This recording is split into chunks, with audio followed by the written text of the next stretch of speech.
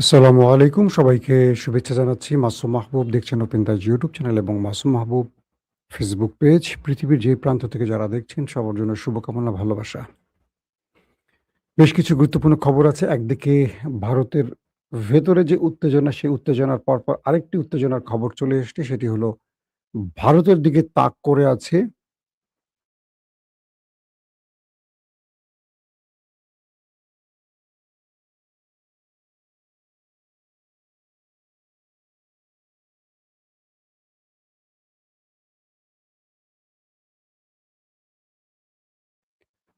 Iran,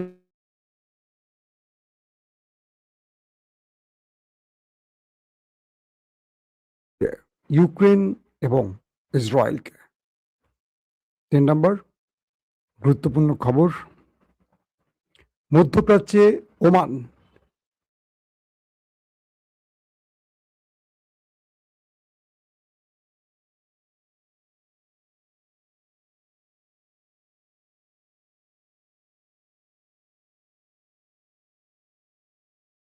দর্শক, আমি দেখতে পাচ্ছি আমার স্ক্রিন বারবার অফ হয়ে যাচ্ছে আর অন হচ্ছে।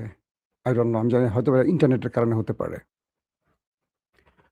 আমি আপনাদেরকে গুরুত্বপূর্ণ খবরগুলো একটা করে দেবার চেষ্টা করছি। সংক্ষিপ্ত সময়ে আজকে আপনাদের খবরগুলো দেব। ১ম যে খবরটি দিতে চাই ভারতের প্রসঙ্গে। নরেন্দ্র মোদীর ককরোচ আন্দোলনের পর সবচেয়ে বড় যে খবরটি আসছে সেটি হলো ভারতের দিকে তার চিরশত্রু চীন তাক করে রেখেছে ১১টি ভয়ংকর স্টিলথ প্রযুক্তির মাল্টি ড্রাগন যুদ্ধবিমান। বলা হচ্ছে জে-20 মাল্টি ড্রাগন এই যুদ্ধ বিমানগুলো খুবই ভয়ংকর এবং শত্রুকে আঘাত করে দলে মুচড়ে দেওয়ার সক্ষমতা রাখে। প্রশ্ন উঠল, হঠাৎ করে চীন কেন ইরানের দিকে এই যুদ্ধ বিমানগুলো তাক করেছে? ভারতের গণমাধ্যমগুলো বলছে ৯ জুলাই স্যাটেলাইট তথ্য বা স্যাটেলাইট ইমেজে দেখা গেছে ভারতের খুব কাছে ১০০, ১৫০, ২০০, ২৫০ কিলোমিটার ঠিক এরকম রেঞ্জের মধ্যে ১১টি স্টিলথ প্রযুক্তির এই মাল্টি ড্রাগন যুদ্ধ বিমান সেট করা হয়েছে। এর মধ্যে ৭টি রাখা হয়েছে জিনজিয়ান হোটান বিমান ঘাঁটিতে। জিনজিয়ান যে প্রদেশটি আছে চীনে, সেই হোটান বিমান ঘাঁটি, সেখানে রাখা হয়েছে মোট ৭টি জে-20 যুদ্ধ বিমান। বলা হচ্ছে যে আরো ৪টি তিব্বতের নাসা ডামনুস, সব জায়গাটার নাম হলো ডামনুস।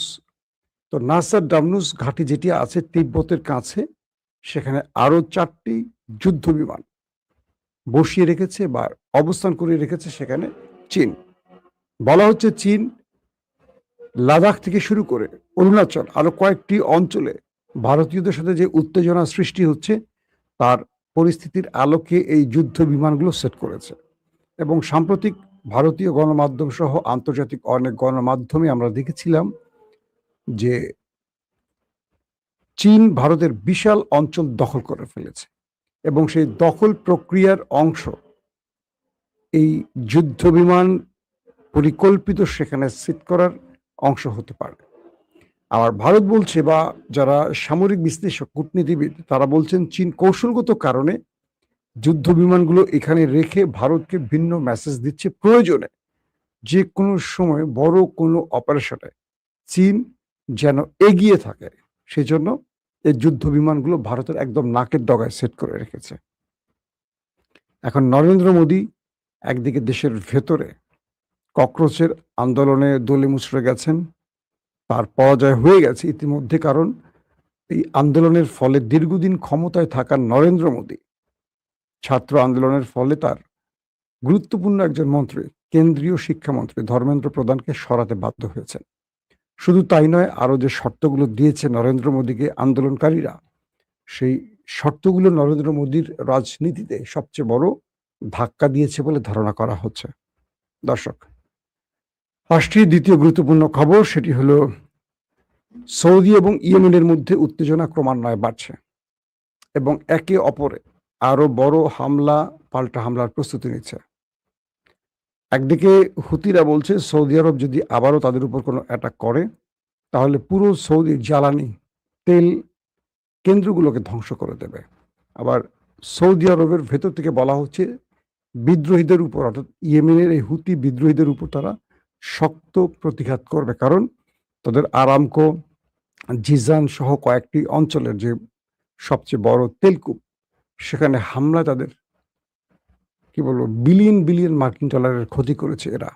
তাই এদের উপর প্রতিশোধ তারা খুব শীঘ্রই নিবে। এখন এই প্রতিশোধটা এই অঞ্চলের যুদ্ধ আরো বাড়িয়ে দেবে না শেষ পর্যন্ত কোনো সমাধান খুঁজবে, এটা এই দুই রাষ্ট্রের কেউ বলতে পারছে না। দর্শক, আরেকটি গুরুত্বপূর্ণ খবর দিয়ে আমরা আসতে চাই, সেটা হলো তৃতীয় দিনের মতো যুদ্ধবিরতিতে যুক্তরাষ্ট্র ইরানের মধ্যে কূটনীতিতে ফেরার আশা করা হচ্ছে। এখন পর্যন্ত ইরান এবং আমেরিকার মধ্যে যুদ্ধবিরতি আছে, অর্থাৎ আমেরিকা কোনো অ্যাটাক করেনি, তাই ইরানও কোনো অ্যাটাক করেনি ওই অঞ্চলে। আপনারা তো একদম সাউন্ড সব ঠিক মতো পাচ্ছেন না, আপনাদের কোনো কমেন্ট, ভালো কমেন্ট পাচ্ছি না। ওকে,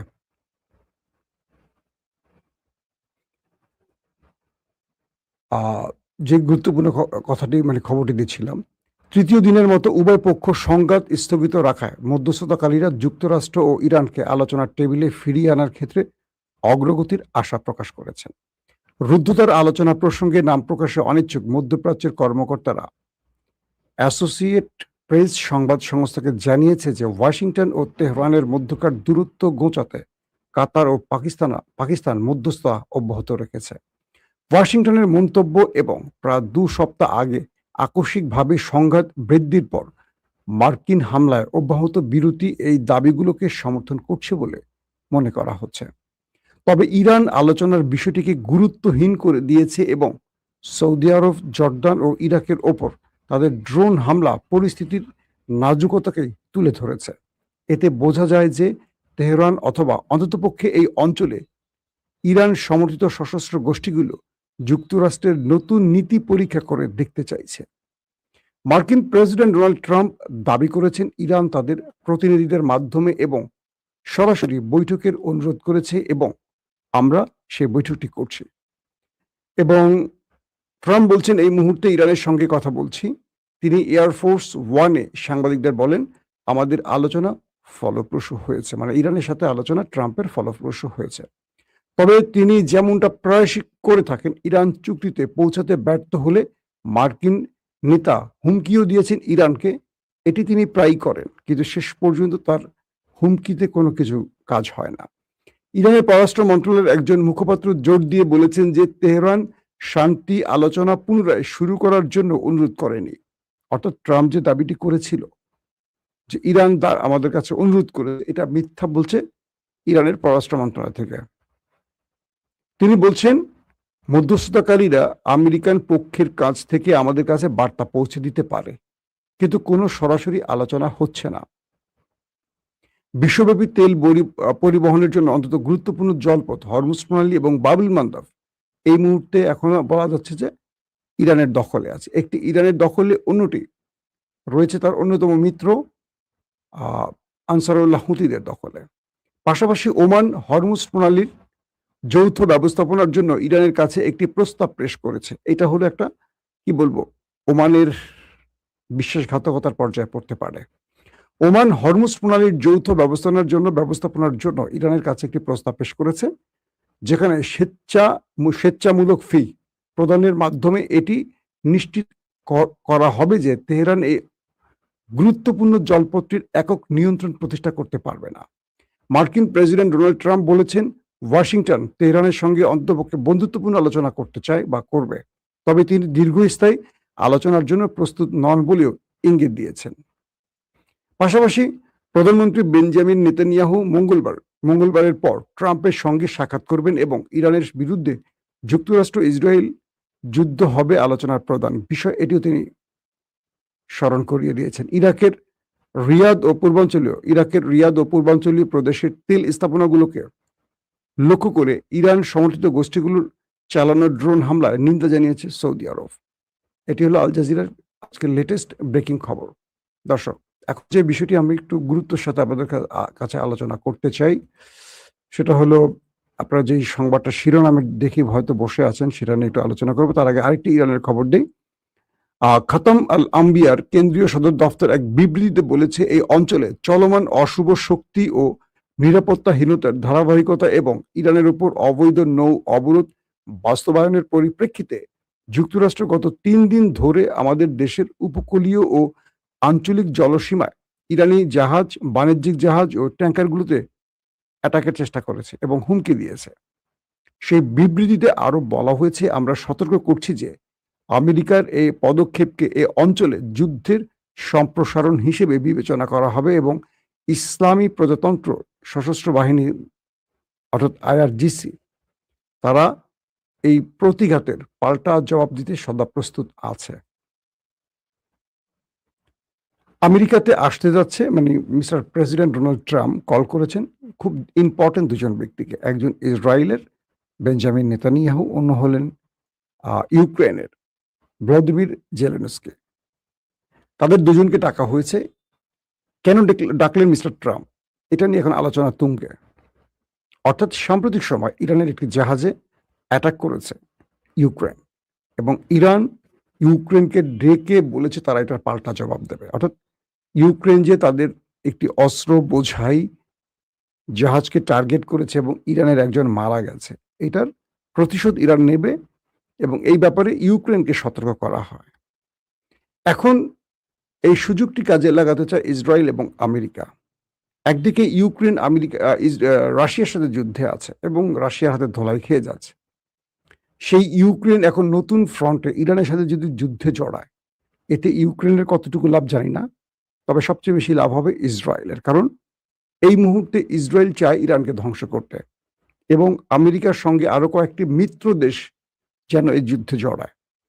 তো সেই হিসেবে মার্কিন প্রেসিডেন্ট ডোনাল্ড ট্রাম্পের সাথে নেতানিয়াহু এবং জেলেনস্কির এই বৈঠকটি খুবই গুরুত্বপূর্ণ। প্রশ্ন হচ্ছে যে ইরান যদি ইউক্রেনে অ্যাটাক করে, সেক্ষেত্রে ইউরোপ তারা বসে থাকবে নাকি তারা চুপ করে থাকবে? কারণ ইরান যুদ্ধে জড়াক ইউক্রেনের বিরুদ্ধে, এটা কিন্তু রাশিয়াও চায়, তাতে রাশিয়া একটু হাত ছেড়ে বাজবে।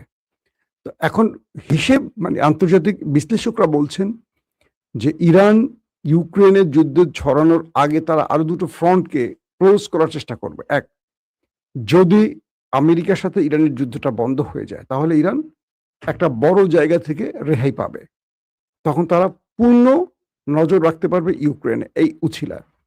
আর যদি ইউক্রেন ভেতরে ইরানের সাথে কোনো সমঝোতা করে থাকে যে আমাদের ভুল হয়েছে, আমরা ক্ষতিপূরণ দেবো, ব্লাব ব্লাব ব্লাব, তুমি আর এটা করো না, সেই ক্ষেত্রে ইরান হয়তো সরে আসতে পারে, কারণ দীর্ঘদিন ইরান যুদ্ধ করছে, ইরানের একটা ক্লান্তি আছে। কিন্তু ট্রাম্প এই দুজন ব্যক্তিকে একসাথে ডেকে আনার কারণ কি? তারা দুজনই ইহুদি এবং তারা দুজনই ইরান কট্টর বিরোধী।